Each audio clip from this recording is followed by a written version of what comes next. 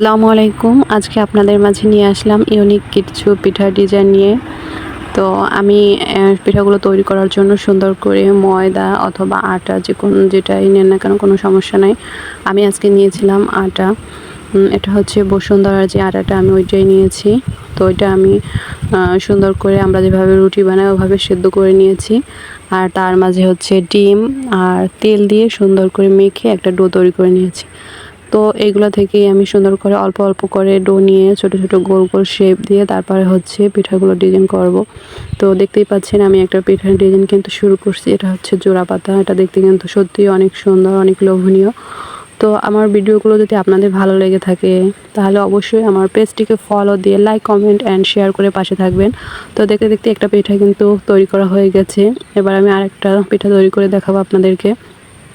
তো ছোট একটা ডো নিয়ে আমরা যে রুটি বানাই তার থেকেও মানে অল্প ছোট করে ছোট ছোট ডো নিয়ে তারপরে আমরা পিঠাগুলো গোল গোল শেপ দিয়ে তারপরে হচ্ছে পিঠাগুলো ডিজাইন করব। এটা আমি যে ছোট যে চা চামচ, সে চা চামচ থেকে আমি পিঠাগুলোর ডিজাইনগুলো কেটে নিব। তো আপনারা দেখতেই পাচ্ছেন আমি সবসময় এই পিঠাগুলো হাতেই কাটি। আমি কখনো সাজ ব্যবহার করি না। পিঠার যে সাজ থাকে আমি এটা কখনোই ব্যবহার করি না। হাতে ইনশাল্লাহ আমি অনেক সুন্দর করে অনেক দ্রুত বানাতে পারি। এটা আমার খুবই পছন্দের একটা পিঠা। এটা আপনি চাইলে শুকনাও রেখে খেতে পারেন অথবা দুধের শিরায় ভিজিয়ে খেতে পারেন। আজকে আমি ২ ধরনেরই করব। একটা শুকনো আর একটা হচ্ছে ভেজানো। তো দেখতে দেখতে ২টা পিঠার ডিজাইন কিন্তু হয়ে গেছে। এবার আরেকটা এটা হচ্ছে ফুল, সুন্দর করে একটা ফুল হবে। তো আমি যেভাবে করতেছি আপনারাও বাসায় এভাবেই ট্রাই করবেন।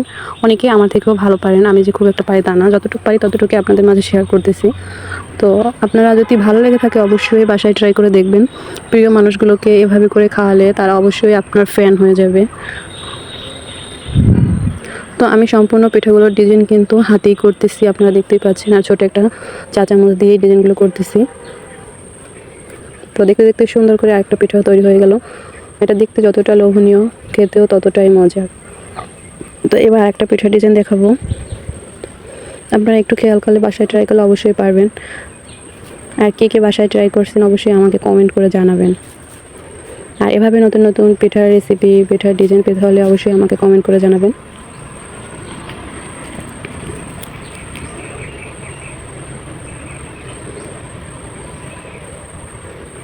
তো আলহামদুলিল্লাহ আরেকটা পিঠা তৈরি হয়ে গেল। ডিজাইনের জন্য সুন্দর করে একটা বাদাম দিয়ে দিলাম। এটা বাদামটা দিলে কিন্তু দেখতেও সুন্দর লাগে আর খেতেও ভালো লাগে। এরপর আরেকটা পিঠার ডিজাইন দেখাবো।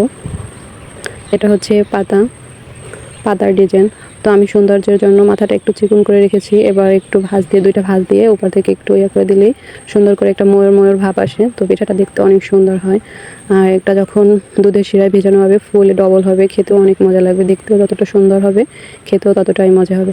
এভাবে করে আপনি আপনার প্রিয় মানুষদের তারপরে অতিথি আপ্যায়ন এরকম ডিজাইন করে খাওয়ালে তারাও সবাই আপনার ফ্যান হয়ে যাবে। তো আজকে আমাদের বাসায় মেহমান ছিল। আমার বোন আসছিল, আমার বড় বোন। যার কারণে হচ্ছে আমরা পিঠাগুলো বানাইছি প্রায় 70 খানের মতন পিঠা বানিয়েছি। তো সবগুলো পিঠা এভাবে হাতে করে কেটে বানিয়েছি। এটা হচ্ছে আরেকটা ডিজাইন। এটা একটা পাতার ডিজাইন। এটাও কিন্তু অনেক সুন্দর।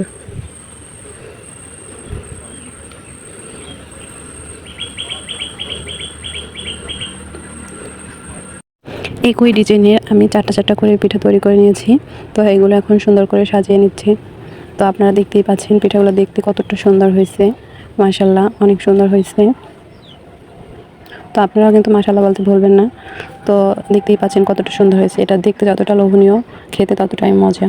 তো এভাবে করে আমি সবগুলো পিঠাই তৈরি করে নিয়েছি। তো অবশ্যই লাইক, কমেন্ট অ্যান্ড শেয়ার করে পাশে থাকবেন। আল্লাহ হাফেজ, টাটা অ্যান্ড টেক কেয়ার।